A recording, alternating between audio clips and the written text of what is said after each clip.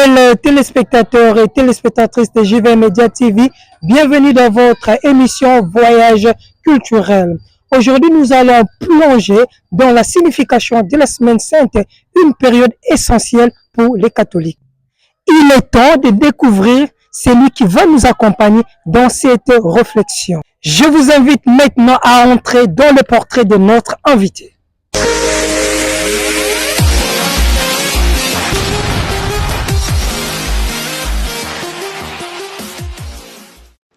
Abbé Michel Wanjo Ochudi, prêtre du diocèse de Tchoum, a été ordonné le 15 août 2010. Depuis lors, il se consacre pleinement à l'annonce de l'évangile et au service pastoral.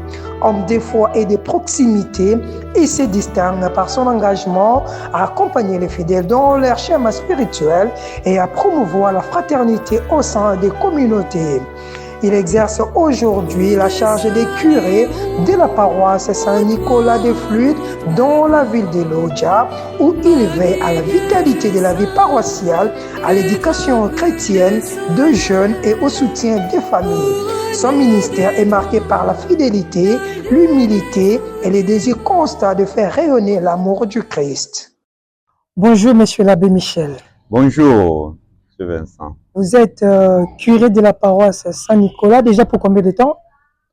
Oui, je suis ici il y a déjà 3 ans. Okay. 3 ans, depuis 2023, en novembre. Et nous sommes là, déjà 2026. Ça fait 3 ans durant que nous sommes avec les chrétiens de Saint-Nicolas.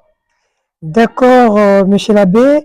Nous avons reçu plusieurs questions de nos téléspectateurs pour la Semaine Sainte. Alors, il y a certains qui ont dit comment ça se passe, la Semaine Sainte, c'est quoi? Alors, on s'est dit la meilleure des manières, c'est aller pour avoir plus de clarté à ce niveau. Alors, nous avons reçu certaines questions pour nos téléspectateurs. La première des questions, c'est quand commence la Semaine Sainte? Merci.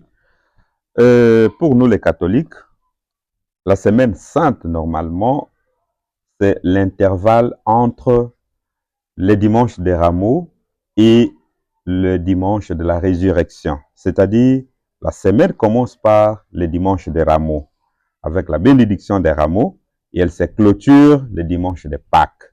Voilà le début et la fin de la Semaine Sainte. Donc, le dimanche des Rameaux introduit les chrétiens par la bénédiction des Rameaux, la marche, et elle se clôture avec la résurrection du Christ le dimanche. Et donc, les 6 jours-là sont appelés la Semaine Sainte dans son entièreté. Ah, ok. Merci beaucoup parce qu'on croyait qu'il y a une date précise où on devait avoir la Semaine Sainte. Alors, nos téléspectateurs, vous suivez. Donc, c'est une période après le dimanche des Rameaux. Donc, la semaine qui suit, c'est cette Semaine Sainte. Donc, une semaine qui est entre le dimanche des Rameaux et le dimanche de Pâques. C'est là qu'on appelle la Semaine Sainte. Et il y a une deuxième question de nos correspondants. Que signifie la Semaine Sainte pour les catholiques? Oui, pour nous les catholiques, la Semaine Sainte est une semaine ou un moment très important de notre vie de foi. Et son importance se résume sur les derniers jours de Jésus sur terre, par sa passion, sa mort et sa résurrection. Et donc, elle caractérise une semaine de foi intense dans notre croyance, une semaine de prière aussi, parce que c'est une concentration un peu plus avancée, et une semaine de réflexion sur le mystère de la résurrection. Et donc, son importance se résume vraiment sur le fait que le Christ passe ses derniers moments ici sur terre avec nous et nous devons réfléchir pourquoi ces temps-là nous aident ou nous demandent plutôt à augmenter un peu plus de foi et surtout à se donner à la prière de façon intense et à réfléchir sur les événements de Pâques qui nous arrivent. Voilà. Merci, monsieur l'abbé. Donc, c'est une semaine de concentration, une semaine de prière. Donc, c'est ça la Semaine Sainte. Mes téléspectateurs, vous suivez partout Aujourd'hui, nous sommes avec l'abbé Michel, curé de la paroisse Saint-Nicolas de Flux. C'est avec lui que nous sommes en train de parler sur la Semaine Sainte. Il venait de le dire très bien que la Semaine Sainte, c'est une semaine de prière et de concentration pour tous les fidèles, pas seulement pour les fidèles catholiques. Nous prenons là la troisième question pour l'un de nos téléspectateurs. Quels sont les gestes ou symboles les plus marquants de cette période? Oui, Monsieur Vincent, merci pour la question. Il y a plusieurs symboles et plusieurs gestes, mais je vais me résumer en quelques-uns, hein, parce que notre vie de foi se trouve centrée sur cet événement de Pâques. Alors, nous avons quelques faits et quelques gestes qui marquent cette période ou ces moments de Pâques. Le premier moment, je peux résumer en quatre moments importants. Le premier moment commence par la bénédiction des rameaux, le dimanche des rameaux. C'est un premier moment qui marque l'entrée triomphale de Jésus à Jérusalem. Et là, les chrétiens sont interpellés parce que non seulement que le Christ entre à Jérusalem, ce n'est pas la Jérusalem construite de main des hommes, mais c'est la Jérusalem de nos cœurs. Aujourd'hui, il va entrer dans la Jérusalem. Et comment on va l'accueillir? C'est avec des rameaux. Alors, il faut bénir ces rameaux-là que les chrétiens apportent de leur maison. Et c'est aussi un signe de bénédiction et de grâce qu'ils apportent à la maison. Parce que quand on bénit ces rameaux-là, on voit qu'il y a quelque chose que les chrétiens apportent de façon spirituelle dans sa maison.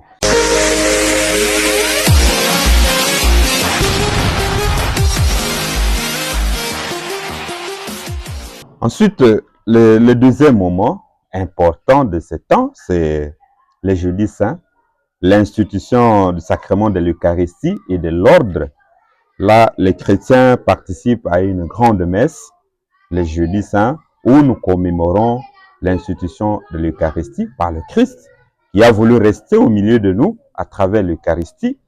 Et il a voulu instituer aussi les ministres de l'Eucharistie par le sacrement de l'ordre. Et là, c'est la journée des prêtres. Voilà. Et l'Église universelle est dans la joie parce que l'Eucharistie fait l'Église.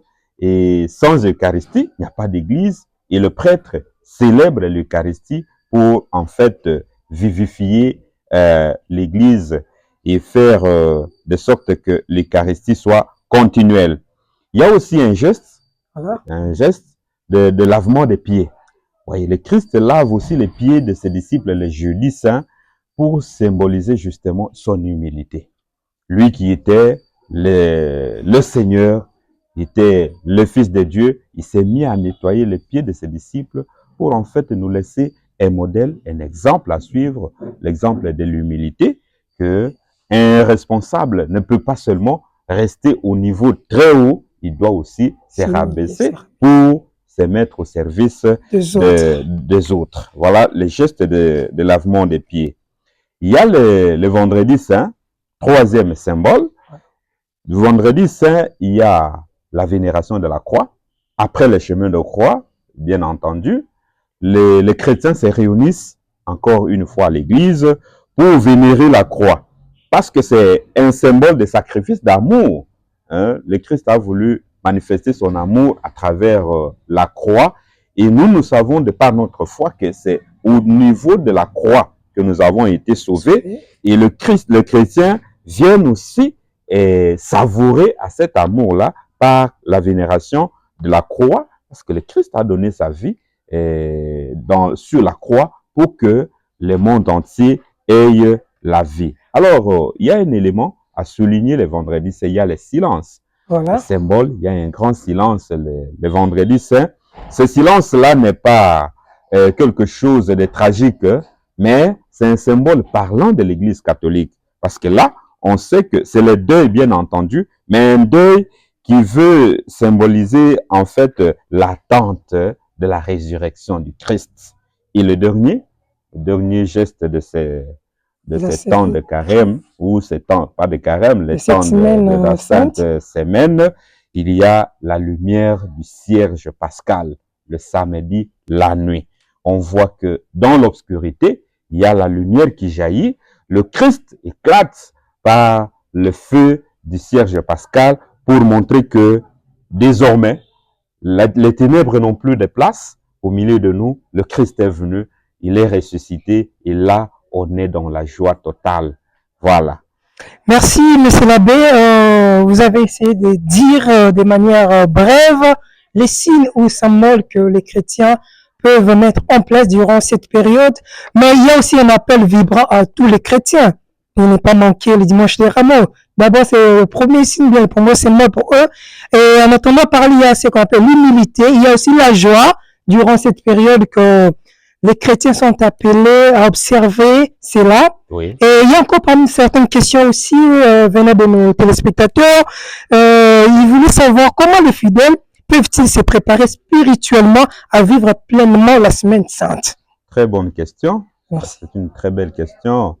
Les chrétiens se préparent à cet événement de Pâques durant toute cette semaine, même si 40 jours déjà écoulés.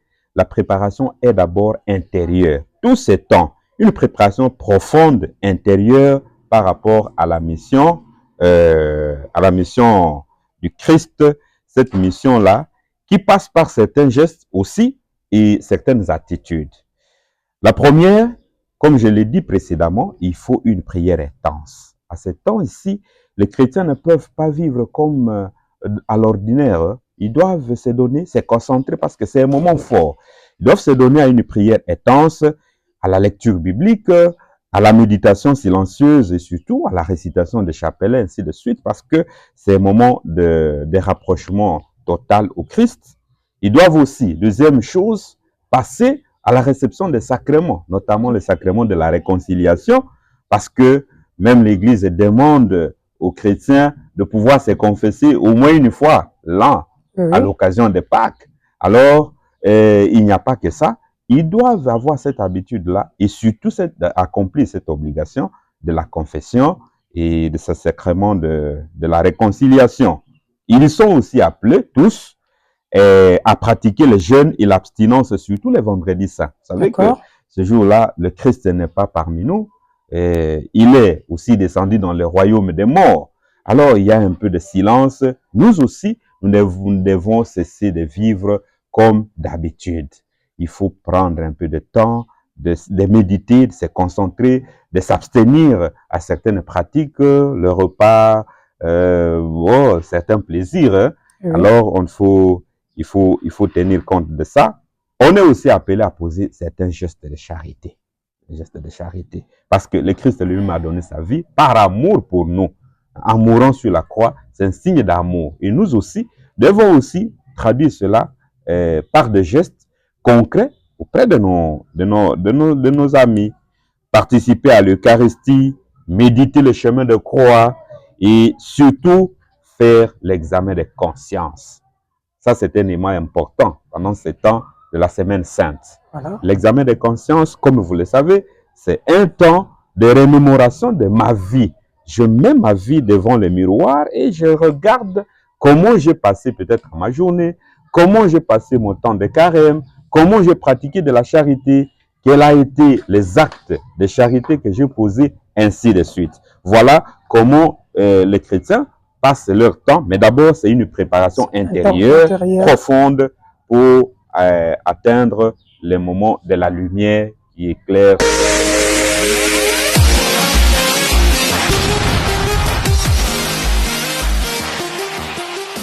Une préparation intérieure. Tous les chrétiens sont appelés à respecter scrupuleusement ces prescriptions dès la semaine sainte. Monsieur l'abbé, il y a une dernière question. Quel message universel la semaine sainte peut-elle transmettre au-delà des croyants catholiques? On ne reste pas seulement pour les catholiques, mais au-delà des croyants catholiques. Quel message? Merci. Pour tout le monde, hein, la Pâque a un message universel résumé en ces termes. C'est d'abord un message d'amour sacrificiel du Christ. Le Christ s'est sacrifié par amour pour nous, et pas seulement pour les catholiques, mais pour le monde entier. La Pâque, c'est un temps de pardon et de réconciliation, parce que le Christ a su pardonner à ses bourreaux, il s'est réconcilié avec l'univers entier, et là, c'est aussi un temps d'espérance après les épreuves. Voyez-vous, vous avez vu comment le Christ a souffert tout au long de son chemin de croix.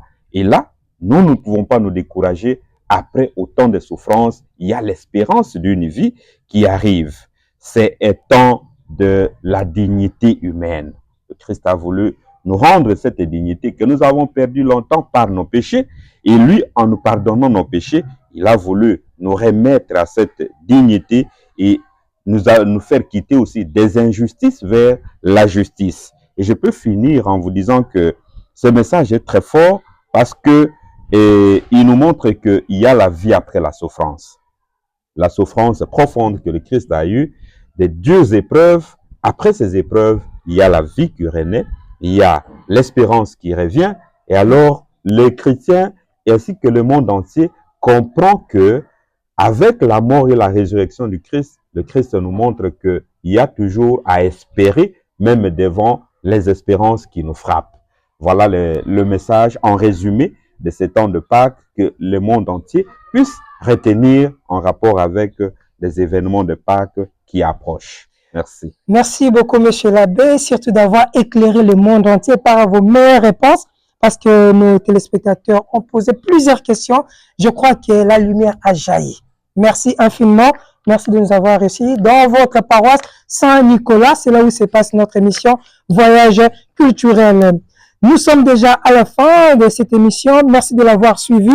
Nous nous retrouvons prochainement pour une nouvelle édition. Merci. Merci, c'est moi qui vous remercie. Merci beaucoup, M. Valentin. Merci. Merci bien.